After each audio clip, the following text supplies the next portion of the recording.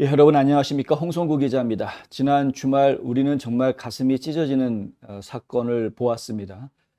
예전에 세월호 사건이 벌어졌을 때에도 고등학생들 300여 명이 물속에 갇혀 있는 모습을 보면서 많은 국민들이 충격을 받았던 것을 저희가 기억하는데, 지금 또 20대 꽃다운 나이에 정말 많은 젊은이들이 목숨을 잃는 끔찍한 사건이 발생을 했습니다. 이태원 사고 사망자 합동 분향소가 곳곳에 설치가 됐고요. 많은 사망자들의 넋을 기리는 시간들이 계속 진행되고 있습니다. 한국에서는 애도 기간으로 지금 지켜지고 있는 그런 상황이고요. 154명, 현재까지는 그렇게 알려져 있습니다만 154명의 사망자들 중에 2명의 미국인이 있다라는 이제 보도가 나왔고, 그 2명의 미국인이 하필이면 다 똑같이 나이가 20살인 아주 젊은 친구들이었고, 한국을 정말 사랑하는, 그래서 한국어 공부를 하고 또 한국을 더 알기 위해서 한국에 나가서 수업을 받고 유학을 하던 그런 중에 이런 끔찍한 일을 당했다라는 소식이 전해졌습니다. 지금 화면에 보시는 이 여성이 이번에 갓 20살 생일 파티 하고 나서 생일 파티 한 바로 다음 날 이태원에서 끔찍한 봉변을 당한 여대생이고요. 앤 메리 키스케인데요. 키스케 같은 경우에는 켄터키 대학에서 간호학과를 재학하고 있던 중이었다고 합니다. 켄터키 대학 총장은 어제 성명을 내고 켄터키 북부 출신으로 이 간호학과 학생이 다른 학생 2명과 교수 1명 이렇게 함께 한국에 방문 중이었다라고 발표를 했고요. 우리 학교 학생인 기스케도 서울에서 발생한 할로윈 압사 사고의 사망자 중 한 명이다. 형언할 수 없는 상실감을 느낀다. 이렇게 성명을 내놓았습니다. 친구들도 기스케는 주변의 모든 사람들에게 기쁨을 주는 친구였다. 이런 그 안타까운 마음들을 남겨놓았고요. 특별히 이 기스케 학생 같은 경우에는 브래드 웬스트롭이라는 오하이오주의 연방 하원 의원의 조카인 것으로 또 알려져서, 이 웬스트롭 하원 의원은 공화당 의원인데 그 조카인 것으로 알려져서 또 이야기거리가 또 되고 있는 그런 상황입니다. 웬스트롭 하원 의원은 오늘 성명을 냈는데요. 우리 가족은 조카인 기스케의 죽음을 슬퍼하고 있다. 기스케는 신이, 하나님이 우리 가족에게 준 선물이었고 우린 그녀를 무척 사랑했다라고 이야기했습니다.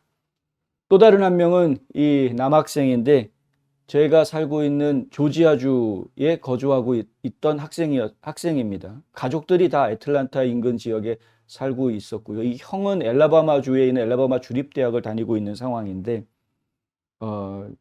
스티브 블레시라는 학생이고요. 스티브 블레시는 일찌감치 외국에 나가서 공부하고 싶어 했는데 팬데믹 때문에 나가지 못하고 있다가 이 팬데믹이 이제 좀 풀리면서 본인의 꿈이었던 겁니다. 외국에 나가서 공부하는 게. 그리고 이 케네소 대학에 있는 동안에 케네소 대학에는 한국어 수업이 있습니다. 그 한국어를 공부를 하고 그리고 한국에 나갔던 거였는데 안타깝게 이런 봉변을 당했다는 것이죠. 이 스티브의 아버지는 스티브가 여행, 농구 이런 것들을 좋아했었고 다른 사람들 돕는데 주저하지 않는 아주 훌륭한 아들이었다라는 이야기를 합니다. 그 보이스카웃에서 이렇게 등급이 있는데 이글 스카우트까지 했던 아주 보이스카웃 중에서는 최고다 이렇게 이야기할 수 있는 이글 스카우트까지 했던 친구였는데 이런 일을 당했다라는 것이죠. 이제 그 아버지 표현이 뉴욕 타임즈하고 인터뷰할 때 수억 번을 찔린 것 같다라는 그런 표현을 한 것이 또 화제가 됐는데, 이게 부모의 마음일 수밖에 없겠죠.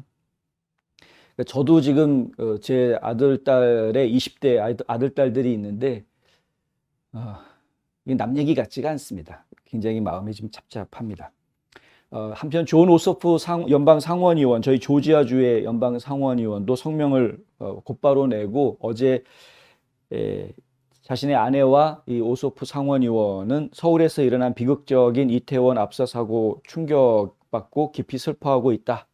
조지아주와 연방 상원을 대표해서 희생자 가족, 사랑하는 조지아의 한인들 그리고 대한민국 전체에 깊은 애도를 표한다. 이런 이야기를 했습니다. 소방서 집계에 따르면은 154명이 숨졌는데 그중에서 26명이 외국인이라고 그랬고요. 그리고 지금 이제 2명이 미국인인 것으로 확인이 되어져 있습니다. 여러 가지 말들이 많이 나오고 있습니다. 할로윈이 가지고 있는 의미 때문에 이날 참사에 대해서 좀 비판적으로 이야기하시는 분들도 있는 것 알고 있고요. 그리고 또 여러 가지 음모론들이 또 막 여기저기에서 나오고 있는 것을 보고 있습니다. 예를 들면은 마약을 했기 때문에 그 부작용으로 인해서 사망자가 많이 나온 것이다라는 이야기, 이런 이야기도 퍼지는 것을 보았고, 또 코로나19 백신 접종률이 한국이 굉장히 높은데 그 백신 접종한 것에 대한 젊은이들 사이에서 부작용이 이 심장마비로 부작용이 많이 들어오는데 그것 때문에 사망자가 늘어난 것이다. 이런 이야기들이 도는 것도 보았습니다. 이런 이야기들은 지금은 사실 다 필요 없는 이야기입니다. 죽음 앞에서 말들을 좀 조심해야 될 필요가 있습니다. 그리고 언젠가 우리도 다 이 세상을 떠날 사람들이라는 걸 다시 한번 생각해야 되는 것이죠. 적어도 장례식장에 가면 우리가 인간 본연의 자세로 돌아올 수 있는 최소한의 기회를 다시 가져보게 되는 겁니다. 이런 일이 있을 때에는 여러 가지 이야기들이 있을 수가 있고 말들이 있을 수 있으나 재미 삼아서 할 이야기는 한마디도 없다라는 걸 다시 한번 말씀드리고 싶고요. 좀 조심해야 되겠다. 한간에는 그 한국에 있는 보수 세력들이나 해외에 있는 보수단체 지도자들도 마찬가지인데 이번 사태가 세월호 사태처럼 이 보수 세력, 특히 윤석열 대통령의 탄핵으로 연결되는 이 좌파들의 선동 소재가 되지 않겠느냐라는 이제 우려를 내놓은 이야기도 들었습니다. 그런 우려 하실 수 있죠. 충분히 하실 수 있습니다. 지금 윤석열 대통령이 이 사태에 대해서 아주 적절하게 잘 대응하고 있는 것으로 보입니다. 물론 이제 일부 장관이 말을 좀 함부로 해서 문제가 되고 있는 것도 함께 보고 있습니다만 어쨌든 이런 문제가 발생을 했을 때에는 최소한 국민들이 받은 그 상처나 충격을 되도록이면 빠른 시간 안에 아물 수 있게끔 하나로 국민들을 통합하는 그런 시간으로 우리가 활용을 할 수 있어야 할 것이다. 그렇지 않으면 이미 벌어진 일로 인해서 더 큰 상처를 우리가 지금 받을 수밖에 없는 상황으로 우리 스스로를 몰아가게 되기 때문에 그렇습니다. 그리고 우리는 언젠가 다 누군가는 다 죽습니다. 목숨을 잃은 사람들 앞에서 우리가 함부로 얘기하지 않았으면 좋겠다. 다시 한번 희생자들의 넋을 기리고 또 유가족분들에게 심심한 위로의 말씀을 드립니다. 정말 기도해야 될 때입니다. 우리의 영혼이 우리 스스로가 자꾸 타락해가고 있고 우리 스스로가 이 도덕성과 윤리의식 그리고 또 제대로 된 영혼 관리 이런 것들을 영성 있는 삶 이런 것들을 못하기 때문에 사실 이런 일들을 겪게 되는 것 아닌가요?